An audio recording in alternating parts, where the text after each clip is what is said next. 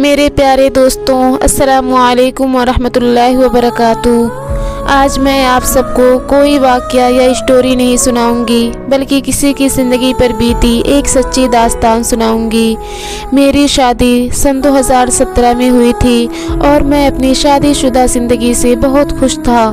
میری بیوی شبانہ بہت اچھی اور خوبصورت تھی۔ شبانہ میرے کالج میں پڑھتی تھی اور ہم دونوں کی محبت کی شادی تھی، اس لیے میرے گھر والوں نے اس شادی کی بہت مخالفت کی اور مجھے منع بھی کرتے رہے کہ ایک غیر برادری کی لڑکی سے شادی نہ کرو، لیکن میں نے کسی کی بات نہیں سنی اور کورٹ میرج کر لی۔ ہماری شادی کے بعد ہمارے ابو نے جائیداد اور گھر سے بے دخل کر دیا، تو میں شبانہ کو لے کر ایک کرائے کے فلیٹ پر آ گیا اور ہماری زندگی کے خوبصورت دن شروع ہو گئے۔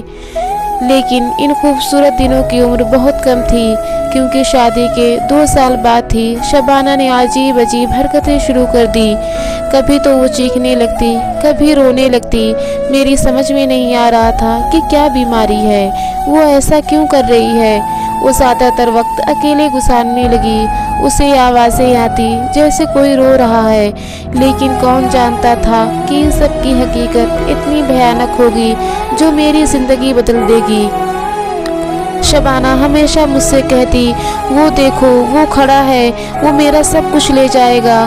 میں کہتا، یہاں کوئی نہیں ہے، یہ سب تمہارا وہم ہے۔ ایک مرتبہ میں نے شبانہ کو 40,000 کی رقم رکھنے کے لیے دی۔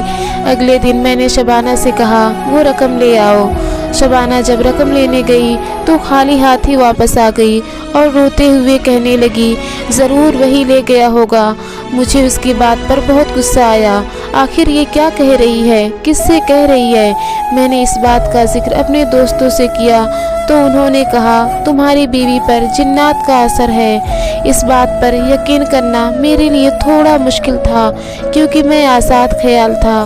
وقت گزرنے کے ساتھ ساتھ گھر کی چیزیں غائب ہوتی جا رہی تھی، ٹی وی، میرے دونوں موبائل، پیسے۔ میں بوکھلا گیا، آخر یہ سب کیا ہو رہا ہے؟ حالانکہ شبانہ کے زیور جو لاکر میں رکھے ہوئے تھے وہاں سے وہ بھی چوری ہو گئے۔ زیور کا صدمہ اپنی جگہ، شبانہ کی حالت اپنی جگہ، میری تو زندگی ٹینشن میں آ چکی تھی۔ پھر زندگی میں وہ رات بھی آئی جب میری آنکھ رات کو 2 بجے کھلی۔ میں نے جب کروٹ بدل کر دوسری طرف دیکھا تو شبانہ بیڈ پر نہیں تھی۔ میں پریشان ہو گیا کہ رات کے 2 بجے وہ کہاں چلی گئی۔ اس کو دیکھنے کے لیے کمرے سے نکل کر لان میں آیا تو ایک عجیب و غریب منظر دیکھا۔ کیا دیکھا؟ شبانہ لان کی مٹی کھود رہی تھی، جیسے اندر کچھ ڈال رہی ہو، اور تھوڑی دیر بعد اس نے مٹی برابر کر دی۔ میں نے اس بات کا ذکر شبانہ سے نہیں کیا اور چپ چاپ آ کر سو گیا، لیکن اس کے بعد میں سو نہیں سکا۔ اگلی رات پھر میری آنکھ کھلی تو میری آنکھوں نے وہی منظر دیکھا، اور پھر ہر رات ایسا ہونے لگا۔ اب میں اس حقیقت کا پتہ لگانے کی کوشش کرنے لگا۔ پھر ایک دن شبانہ شاپنگ پر چلی گئی اور میں نے اندر سے دروازہ بند کر لیا اور وہی گڑھا کھودنے لگا جو شبانہ کھودتی تھی۔ مکمل گڑھا کھودنے کے بعد میرے پیروں تلے زمین نکل گئی۔ میرے سارے پیسے، زیور، موبائل سب اسی گڑھے میں تھے۔ شبانہ کی سچائی بجلی بن کر میرے سر پر گری تھی۔ میں نے موبائل نکال کر آن کیا تو اس میں ایک نمبر تھا اور اس پر بار بار کال کی تھی۔ میں سوچنے لگا کہ وہ جنات بھوت والی ساری کہانی چھوڑتی تاکہ وہ اپنے گناہوں پر پردہ ڈال سکے اور میری آنکھوں پر۔ 2 دن بعد میں نے شبانہ سے کہا، میں آفس کے کام سے باہر جا رہا ہوں، اگلے دن واپس آؤں گا، اور پھر پچھلے دروازے سے آ کر چھپ گیا۔ شبانہ پھر اسی لڑکے کو کال کی اور گھر بلایا۔ تھوڑی دیر بعد وہ میرے گھر میں موجود تھا۔ میں نے بھی پولیس پہلے سے بلا لی تھی۔ اس شخص کو اور شبانہ کو پولیس کے حوالے کر دیا اور وہیں کھڑے کھڑے شبانہ کو طلاق دے دی۔ لیکن اتنے بڑے دھوکے کے بعد میں پوری طرح ٹوٹ چکا تھا۔